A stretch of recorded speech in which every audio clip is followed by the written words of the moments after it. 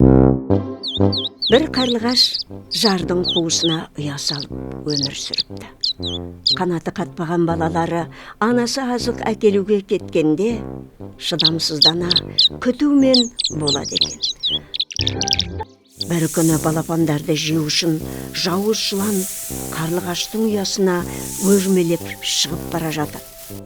Мұны көрген қарлығаш аспан мен жерді шарлап, шыр-шыр етіп балаларына арашасы іздейді.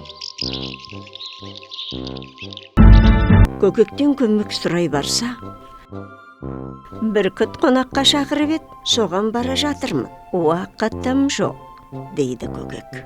Одан шығып қарғаға барса, үйленгелі жатқанымда мазамды алма, дейді.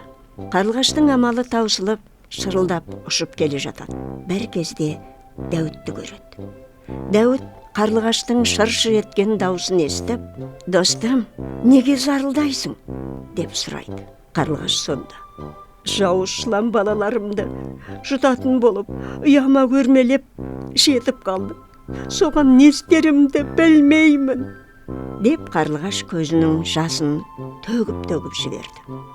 «Олай болса, мені жеткіз тезірек», дейді Дәуіт. Қарлығаш қанатын тосады. Дәуіт жотасына шығып алады. Көзді ашып жұмғанша ұясына жетеді. Жылан ұяға тақалып қалған екен.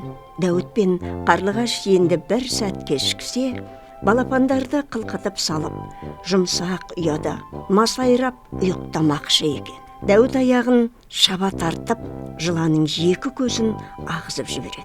Жауыз жылан сылқ етіп жерге құлап түседі де мерт болады. Дәуіттің ерлігіне сүйінген қарлығаш онымен айнымас дос болыпты. Содан бері талай заман өтсе де, екеуі бір ұяда тұрып, бірге өмір сүрген екен.